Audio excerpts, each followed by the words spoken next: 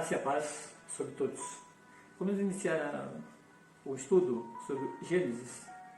E o Pentateuco, em especial, ele sofre altas pressões da ala ateísta. Porém, atualmente ressurge uma pressão da teologia liberal que tenta conciliar a revelação bíblica com a teoria evolucionista. Nosso curso adota como correto o método de interpretação chamado de gramático histórico literal. Em linhas gerais, esta forma de abordar a escritura assume que, embora seja evidente o uso de linguagem simbólica em alguns textos, a Bíblia deve ser sempre interpretada de forma literal. Cremos que deve ser lida como uma narrativa histórica.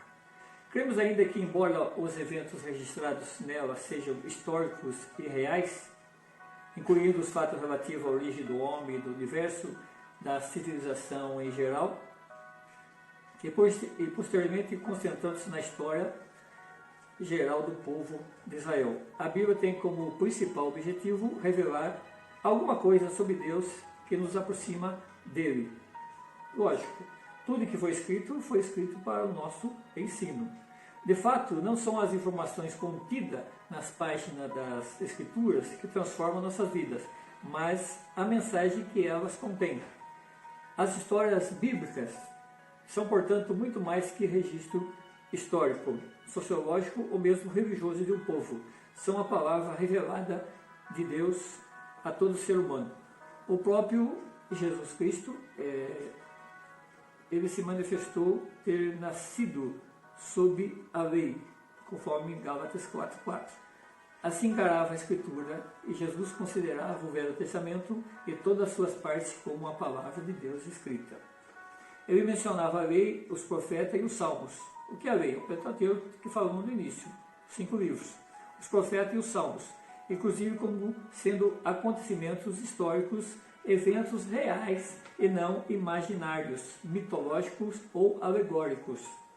Mas deixou claro que compreendia o propósito das Escrituras, como declara: examinais as Escrituras, porque julgai ter nelas a vida eterna, e são elas que de mim testificam, disse Jesus, conforme relatou São João, capítulo 5, versículo 39. Observe-se claramente que Jesus via o Velho Testamento uma revelação de Deus sobre si mesmo, escondida nas narrativas, e que um leitor sincero podia chegar às conclusões sobre o Messias através delas. Foi este o argumento de sua conversa com os discípulos no caminho de Emaús. Eu vou fazer um paralelo aqui entre o começo da Bíblia e o final da Bíblia, Gênesis e Apocalipse. O capítulo 3 de Gênesis mostra o triunfo inicial da serpente. Já o Apocalipse 20 e 22 mostra o triunfo final de Cristo. Estava multiplicado a dor da mulher em Gênesis, e em Apocalipse não haverá dor. Foi maldita a terra em Gênesis e nunca mais haverá maldição no Apocalipse. Teve uma queda de Adão, cessou o domínio do homem. Mas no Apocalipse, na vitória de Jesus, o domínio do homem é restaurado. O paraíso foi fechado no Gênesis, mas um novo paraíso é aberto no Apocalipse. Adão vedou acesso à árvore da vida. Em Apocalipse, Cristo restaurou o acesso à árvore da vida. No Gênesis, o homem é expulso da presença de Deus. No Apocalipse, todos verão o seu rosto. Pontos altos. Deus não gasta uma só linha para provar ao intelecto do homem o fato da sua existência. Se o homem acredita, ele continua sendo Deus. Se alguém não acredita, ele também continua sendo Deus. Na Bíblia hebraica, a ordem das palavras do primeiro versículo é: Deus no princípio criou. Sem mais explicações, Deus é um fato assumido desde o primeiro instante da revelação. A seguir, seus atos vão começar a demonstrar quem é esse Deus, como ele pensa, quais são os seus planos, e motivos para criar do nada o que veio a existir. Apesar disso, Jeová se revela desde o início como uma pessoa. Embora seja o Criador autossuficiente, autoexistente e todo-poderoso, El Shaddai, ele não é uma divindade distante, isolada e egoísta. É um Deus que apresenta-se, age e cria uma história na qual poderá interagir com a sua criatura, o homem. Os verbos dos primeiros capítulos são significativos. Primeiro, Deus cria. Bara no hebraico é criar do nada, trazer à existência aquilo que não existia. Segundo, Deus fala, sua palavra é poderosa, sua voz é inconfundível. Terceiro, Deus vê, ele não é um relojeiro distante, mas acompanha o que se passa em sua criação desde o princípio.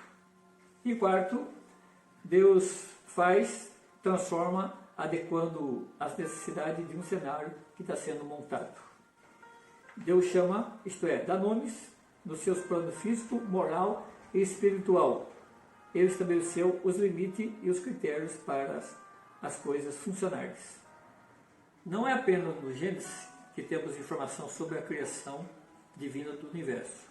O Velho e o Novo Testamento estão repletos de menções diretas ao fato de que Deus criou e sustenta o universo. Um mundo aleatório e em constante mutação jamais poderia ser adequado para o ser humano. Deus preparou um cenário para colocar a joia da sua criação, ou seja, o homem.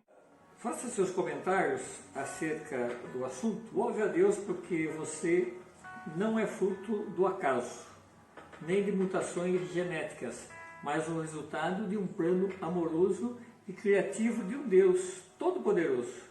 Ele dirige nossas vidas e controla toda a história. Por essa razão, podemos confiar a Ele a cada detalhe das nossas vidas. Nosso futuro está garantido por aquele que sustenta o universo pela palavra do seu poder. Não estão à mercê de nossa própria sorte e nem sujeitos aos caprichos de uma natureza enfurecida e mutante. Somos guiados pelas mesmas mãos que formaram o mundo em que vivemos. Esta é uma oportunidade que estamos tendo para ministrar a escola bíblica pelos meios eletrônicos. Uma vez que a aula física está suspensa temporariamente. Estamos empenhados, animados e vamos continuar a partir do domingo lançando um segundo vídeo, continuação da lição de hoje, que é o Gênesis. Falamos um pouco sobre Gênesis 1, um pouquinho sobre Gênesis 2 e estamos animados e convidamos para que no domingo você compartilhe conosco, mande seus comentários. Feliz é aquele que ensina, mas feliz eu sou também que eu aprendo com vocês através do comentário. Compartilhe e participe e divulgue.